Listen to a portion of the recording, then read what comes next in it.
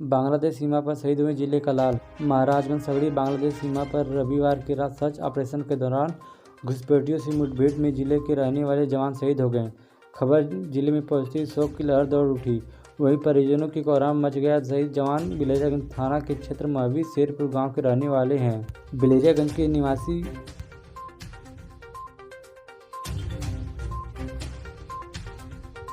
बिलेरियागंज के महवी शेरपुर के गांव के निवासी 24 वर्षीय विवेक तिवारी पुत्र हरिनारायण तिवारी 2 साल पूर्व सीमा सुरक्षा में तैनात हुए थे। उसकी पहली तैनाती जम्मू कश्मीर में हुई थी। 7 माह पूर्व वह बांग्लादेश सीमा पर पश्चिम बंगाल के प्रांत में तैनात हुआ थे। रविवार की रात विवेक तिवारी सीमा सर्च ऑपरेशन में शामिल थे। इस दौरान बांग्लादेश घुसपैठियों से मुठभेड़ हो गई, जिसमें गोली लगने से विवेक गंभीर रूप से घायल हो गए। उसे अस्पताल ले जाया जाता कि इससे पहले विवेक की मौत हो गई।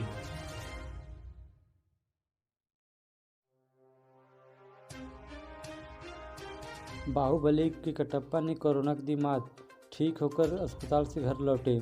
बेटे ने ट्वीट कर दी जानकारी। अभिनेता एवं बाहुबली फिल्म में कटप्पा का किरदार निभाने वाले अभिनेता सत्याराज के कोरोना वायरस से संक्रमित होने के चलते कई दिनों तक अस्पताल में रहने के बाद उन्होंने वहां से छुट्टी मिल गई है। उनके बेटे सीबी सत्याराज ने मंगलवार को यह जानकारी दी। खबरों के मुताबिक 67 साल के सत्याराज के कोरोना से संक्रमित होने के बाद उन्होंने चेन्नई के एक अस्पताल में भर्ती कराया गया था। अभिनेता सीबी सत्याराज ने ट्वीट करके बताया कि उनके पिता और अभिनेता अस्पताल से छुट्टी से मिलने के बाद पूरी तरह से ठीक हो गए और अगले कुछ दिनों में अपना कामकाज शुरू कर देंगे।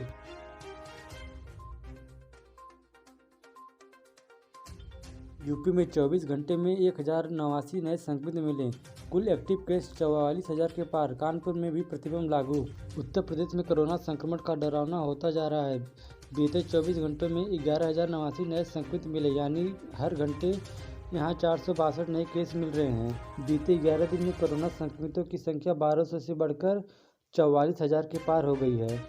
कानपुर में भी एक्टिव केस 1,000 के पार पहुंच गए। कानपुर के डीएम ने प्रतिबंध लागू कर दिए हैं। लखनऊ एसजीपीजीआई में 13 जनवरी को ओपीडी के नए नियम लागू किए जा रहे हैं। यहां आने जाने वाले मरीजों एवं उनके परिजनों को 72 घंटे के भीतर आरटीपीसीआर नेगेटिव रिपोर्ट देनी होगी।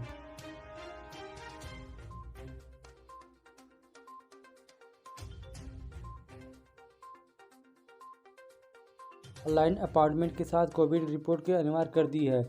अगले 2 दिन में केजीएमयू एवं लोहिया स्थान में भी लागू कर दिया जाएगा। मंगलवार के जारी आंकड़ों में पिछले 24 घंटे में गाजियाबाद और गौतम बुद्ध नगर में कोरोना के 3,121 नए मरीज मिले। वहीं गाजियाबाद में कोरोना के 1,679 नए मरीज मिले। अब कुल एक्टिव केस 6,125 हो गए हैं। संक्रमितों में 24 हेल्थ वर्कर भी शामिल हैं। वहीं गौतम बुद्ध नगर में 1,442 नए मरीज मिले हैं। यहां अब एक्टिव केस 7,099 हो गए हैं। गौतम बुद्ध नगर में एक कोर्ट में एक न्यायिक अधिकारी और कर्मचारी कोरोना संक्रमित मिले। सैनिटाइजर के लिए आज कोर्ट बंद है।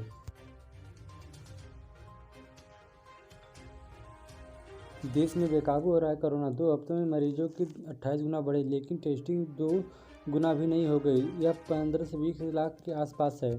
देश में कोरोना के मरीज बढ़ने की रफ्तार थमी नहीं है दिख रही है। सोमवार को संक्रमण के 1,65,873 नए मामले सामने आए। कई राज्यों में 1 से 2 दिन में मरीज दोगुने होने लगे हैं, लेकिन यह मरीज मिलने के अनुपात में टेस्टिंग अभी भी कमी हो रही है। 27 दिसंबर को देश में 6,270 केस मिले थे और 11.41 लाख टेस्ट हुए थे। रोजाना की संक्रमण दर 0.5% थी। 8 जनवरी को देश में 1,79,723 केस मिले और 15.14 लाख टेस्ट किए गए। संक्रमण दर भी बढ़कर 13.2% हो गई है। इस बीच केंद्र कहा कि अभी भी 5 से 10% संक्रमितों को अस्पताल में भर्ती कराने की नौबत आ रही है। सरकार का दावा है कि दूसरी लहर में 20 से 23% मरीजों को भर्ती कराना पड़ रहा है।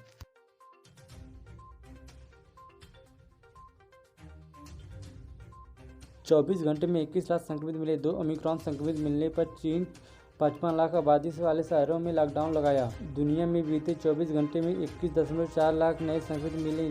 9.55 लोग ठीक हुए और 4,608 लोगों की मौत हुई। इस बीच चीन के अन्या के शहर में 2 ओमिक्रॉन संक्रमित मिलने के बाद लॉकडाउन लगा दिया गया है। इस शहर की आबादी 55 लाख है। इससे पहले यहाँ के 1,30,00,000 आबादी वाले सियान शहर और 11 लाख की आबादी वाले युआझान शहर में लॉकडाउन लगाया जा चुका है।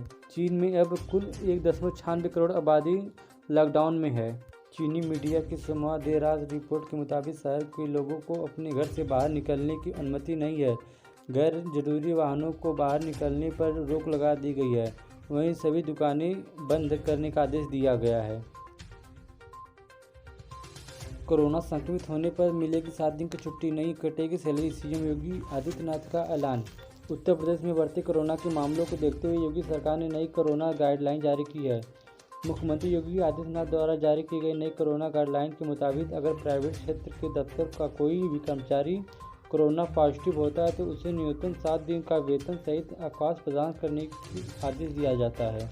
नई गाइडलाइन के माने तो सभी प्राइवेट और सरकारी ऑफिस 50% लोगों की उपस्थिति रह सकती है। सीएम ने कहा कि हम जीवन और जीविका की सुरक्षा के लिए संकल्पित हैं। सोमवार को लखनऊ में टीम 19 के साथ बैठक में मुख्यमंत्री ने कोविड के हालात की समीक्षा की।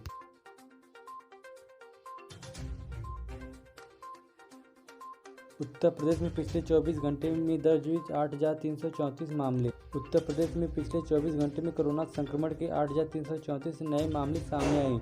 वहीं 4 मरीज की मौत हो गई है। राज्य में पिछले 24 घंटे में 4 मरीजों की मौत के बाद संक्रमण की जान गंवाने वाले शहरों की संख्या 22,932 हो गई है। इस समय राज्य में 33,946 मरीजों का उपचार चल रहा है। पिछले 24 घंटों में राज्य में गाजियाबाद जिले में 1,385 और गौतम बुद्ध नगर में 1,223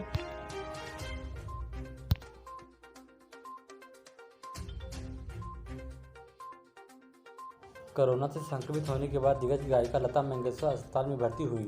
मीडिया रिपोर्ट के मुताबिक गायिका के अन्य स्वास्थ्य समस्याएं हैं और उम्र को देखते हुए डॉक्टर स्थिति के करीब से नज़र देख रहे हैं। मंगेशकर को इससे पहले 2019 में सांस लेने की तकलीफ की शिकायत के बाद अस्पताल में भर्ती कराया गया था। उस समय मंगेशकर की छोटी बहन उस्मा ने कहा था कि गायिका को वायरल संक्रमण है। यूपी में बीजेपी को झटका, स्वामी प्रसाद मौर्य का योगी कैबिनेट से इस्तीफा, सपा में हुए शामिल। उत्तर प्रदेश की राजनीति में मंगलवार को बड़ी हलचल हुई। स्वामी प्रसाद मौर्य ने कैबिनेट मंत्री पद से इस्तीफा दे दिया। स्वामी प्रसाद मौर्य ने अपना इस्तीफा राज्यपाल आनंदीबेन पटेल को भेज दिया है।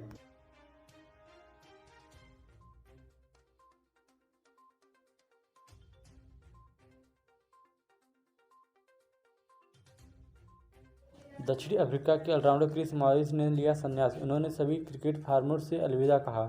क्रिस मॉरिस 2021 के आखिरी में ही संन्यास का संकेत दिए थे। उन्हें 2021 टी20 वर्ल्ड कप के लिए दक्षिण अफ्रीका की टीम में नहीं चुना गया।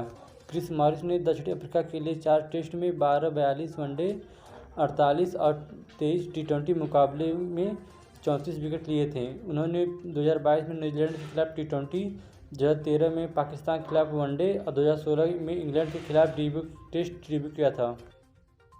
क्रिस मॉरिस आईपीएल 2021 के सबसे महंगे खिलाड़ी थे। उन्हें 16.25 करोड़ रुपये भारी भरकम बोली के साथ राजस्थान रॉयल ने अपने साथ ले लिया था।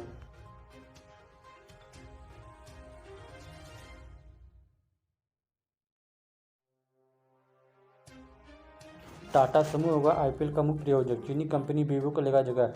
आईपीएल का मुख्य प्रायोजक अब टाटा होगा। आईपीएल को अब टाटा आईपीएल के नाम से जाना जाएगा। आईपीएल अध्यक्ष ब्रजेश पटेल का मुख्य प्रायोजक बनाने की पुष्टि कर दी है। वीवो का करियर 2023 में ही खत्म होने था।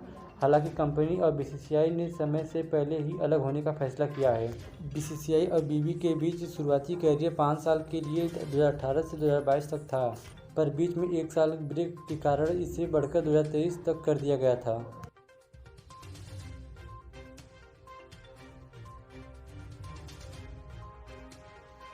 वाशिंगटन सुंदर कोरोना से हुए संक्रमित। भारतीय ऑलराउंडर वाशिंगटन सुंदर कोरोना संक्रमित पाए गए। उन्हें दक्षिण अफ्रीका के खिलाफ वनडे सीरीज के लिए 18वीं सदस्यीय टीम में शामिल किया गया था। हालांकि अब वाशिंगटन सुंदर संक्रमित आने के बाद वनडे सीरीज नहीं खेलने की संशय है। एक रिपोर्ट के मुताबिक वह दक्षिण अफ्रीका रवाना नहीं होंगे। हालांकि वाशिंगटन सुंदर के संक्रमित होने पर बीसीसीआई ने अभी तक कोई आधिकारिक पुष्टि नहीं की है। भारत और दक्षिण अफ्रीका की वनडे की सीरीज की शुरुआत 19 जनवरी से रही है। 22 साल का यह स्पिनर बुधवार को बाकी खिलाड़ियों के साथ केपटाउन के लिए रवाना होना था, लेकिन अब उन्हें दक्षिण अफ्रीका जाने से रोका जा सकता है।